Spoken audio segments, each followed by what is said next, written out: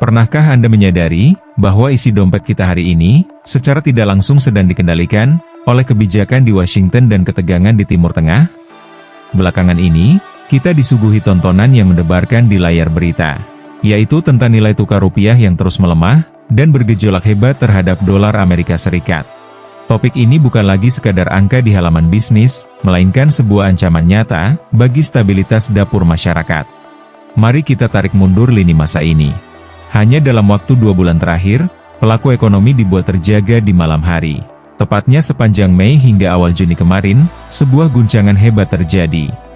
Secara dramatis, rupiah tertekan hingga menembus rekor psikologis baru, di angka Rp18.000 per dolar Amerika Serikat. Sebuah rekor yang memicu alarm bahaya. Mengingat, kebutuhan impor dalam negeri sedang berada di titik tertinggi. Situasi sempat mereda di pertengahan Juni. Intervensi agresif dari Bank Indonesia, melalui suntikan likuiditas dan kenaikan suku bunga acuan, berhasil menjinakkan dolar, kembali ke zona 17.600-an rupiah. Publik sempat bernapas lega. Namun, investigasi ekonomi membuktikan bahwa stabilitas itu semu. Memasuki bulan Juli ini, rupiah kembali jebol dan terhempas ke angka Rp18.100 per dolar Amerika Serikat. Pertanyaannya, mengapa mata uang kita bisa dipermainkan sekaku ini dalam grafik yang ekstrim?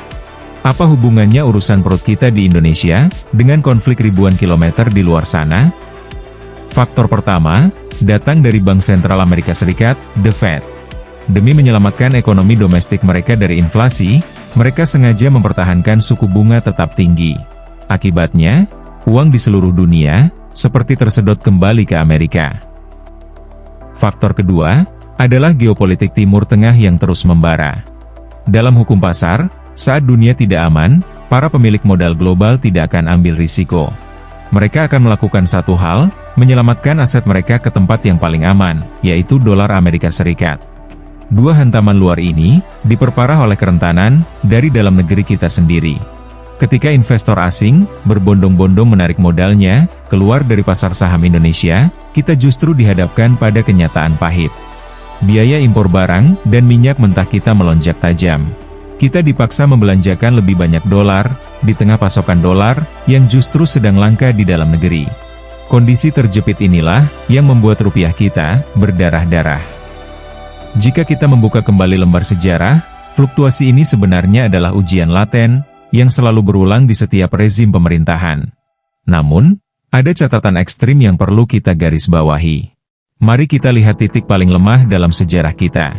Rekor terkelam terjadi pada paruh pertama, tahun 1998, di akhir masa kekuasaan Presiden Soeharto. Akibat krisis finansial Asia, yang dikombinasikan dengan rapuhnya perbankan dalam negeri, rupiah yang semula berada di angka 2.500, hancur lebur hingga melampaui Rp16.000 per dolar Amerika Serikat. Kejatuhan mata uang inilah yang menjadi sumbu peledak runtuhnya sebuah rezim yang telah berkuasa selama 3 dekade. Dan kini, kita melihat angka kedikdayaan dolar yang bahkan telah melampaui nominal masa krisis tersebut. Sebaliknya, kapan mata uang kita berada di titik paling stabil? Catatan menunjukkan stabilitas yang kokoh dan berdurasi panjang berhasil dipertahankan pada masa pemerintahan Presiden Susilo Bambang Yudhoyono, khususnya sebelum krisis global tahun 2008. Rahasianya, bukan sekadar kebijakan, melainkan momentum. Saat itu, Indonesia menikmati masa kejayaan komoditas global. Harga ekspor batubara dan kelapa sawit kita melonjak tinggi. Aliran dolar masuk dengan deras ke dalam negeri, memberikan amunisi yang sangat tebal bagi Bank Indonesia untuk menjaga benteng pertahanan rupiah tetap tenang dari spekulasi luar. Namun, sebuah pertanyaan mendasar harus kita ajukan. Mengapa sistem keuangan dunia harus tunduk pada dolar Amerika? Kenapa bukan rupiah, yuan, atau euro? Investigasi sejarah membawa kita kembali ke tahun 1944 di sebuah kota kecil bernama Bretton Woods. Di sana, para pemimpin dunia yang lelah pasca Perang Dunia Kedua sepakat membangun tatanan keuangan baru. Amerika Serikat, sebagai pemenang perang dengan cadangan emas terbesar di dunia, menawarkan sebuah kesepakatan. Dolar Amerika Serikat menjadi satu-satunya mata uang yang dijamin langsung oleh emas fisik, sementara mata uang negara lain harus bersandar pada dolar. Dominasi ini dikunci secara permanen melalui strategi petrodolar pada dekade 1970-an. Amerika berhasil mengikat kerja sama eksklusif dengan Arab Saudi dan negara-negara pengekspor minyak bumi. Perjanjiannya sederhana, namun mematikan. Seluruh transaksi minyak bumi di dunia wajib menggunakan dolar Amerika Serikat. Konsekuensinya fatal bagi negara lain, termasuk Indonesia. Jika sebuah negara ingin membeli minyak untuk menghidupkan industrinya, negara tersebut mutlak harus memiliki dolar. Inilah yang menjadikan dolar sebagai safe haven, atau aset pelindung utama yang akan selalu diburu, dan otomatis memicu pelemahan mata uang lokal di seluruh dunia setiap kali badai krisis datang.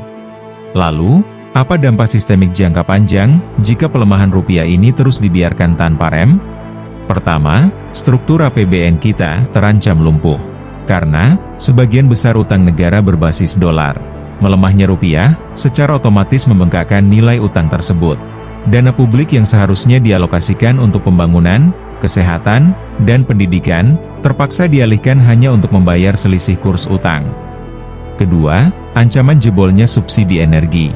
Sebagai negara importir minyak, kita membeli minyak mentah menggunakan dolar.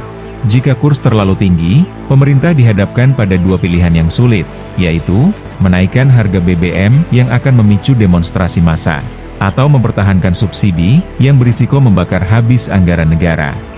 Ketiga, hantaman pada sektor industri.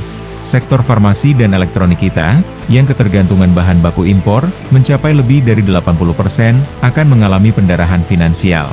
Biaya produksi yang meroket tajam, memaksa pelaku industri melakukan efisiensi terburuk, yaitu gelombang pemutusan hubungan kerja, atau PHK massal.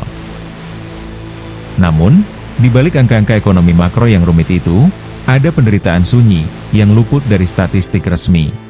Pelemahan rupiah, melahirkan tekanan psikologis yang luar biasa berat, bagi jutaan pelaku UMKM, dan masyarakat kalangan bawah. Di tingkat menengah ke bawah, para pedagang kecil terjebak dalam dilema yang menyiksa. Jika mereka menaikkan harga jual, mengikuti lonjakan modal bahan baku impor, mereka akan langsung ditinggalkan oleh pembeli yang uangnya makin pas-pasan. Tapi, jika harga tidak dinaikkan, margin keuntungan mereka habis terkikis, dan usaha mereka terancam gulung tikar. Kondisi dilematis ini memicu kecemasan kolektif. Untuk bertahan hidup, tanpa memicu kemarahan konsumen, para pedagang terpaksa memotong ukuran makanan, menipiskan potongan, atau mengurangi porsi jualan mereka secara drastis, demi menyiasati mahalnya harga kedelai dan bahan pokok. Bagi masyarakat, ketidakpastian harga ini menghancurkan rasa aman finansial mereka. Uang yang dibawa pulang setiap hari, terasa makin kehilangan kekuatannya, untuk sekadar memenuhi kebutuhan gizi keluarga. Tekanan ini, bukan lagi sekadar urusan angka, melainkan beban mental, yang mengikis harapan hidup sehari-hari. Melihat situasi yang kian mengkhawatirkan ini, instrumen penyelamatan apa, yang sedang dikerahkan oleh negara, untuk membendung pendarahan nilai tukar kita? Pemerintah dan Bank Indonesia tidak tinggal diam. Untuk menjaga agar rupiah tidak terus terjun bebas, ada 3 langkah darurat dan taktis, yang kini dieksekusi secara agresif. Pertama, intervensi pasar ganda atau triple intervention. Bank Indonesia langsung turun tangan, menyuntikkan likuiditas ke berbagai pasar keuangan domestik, dan menerbitkan instrumen investasi baru, untuk memancing investor asing agar mau kembali, memarkirkan dolar mereka di dalam negeri. Kedua, menahan dolar eksportir, atau aturan DHE. Pemerintah memaksa secara hukum, para taipan eksportir besar, seperti batu bara dan sawit, untuk menyimpan minimal 30% dolar hasil penjualan mereka, di bank dalam negeri, selama minimal 3 bulan. Ini dilakukan, agar pasokan dolar di pasar domestik tidak kering. Ketiga, gerakan merdeka dari dolar atau dedolarisasi. Indonesia kian gencar, memperluas kerja sama transaksi mata uang lokal, atau local currency transaction, dengan negara mitra dagang utama, seperti Cina, Jepang, Malaysia, dan Thailand. Transaksi ekspor-impor, kini langsung menggunakan rupiah dan mata uang negara tujuan, tanpa perlu lewat perantara dolar Amerika Serikat lagi. Langkah-langkah taktis ini, adalah benteng yang sedang mati-matian, dibangun oleh negara. Gejolak rupiah, bukan sekadar fluktuasi angka di pasar valuta asing. Ini adalah pengingat keras, bahwa ketahanan ekonomi kita, sedang diuji di titik paling kritis.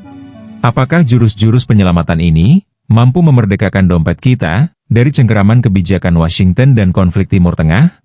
Waktu yang akan menjawab.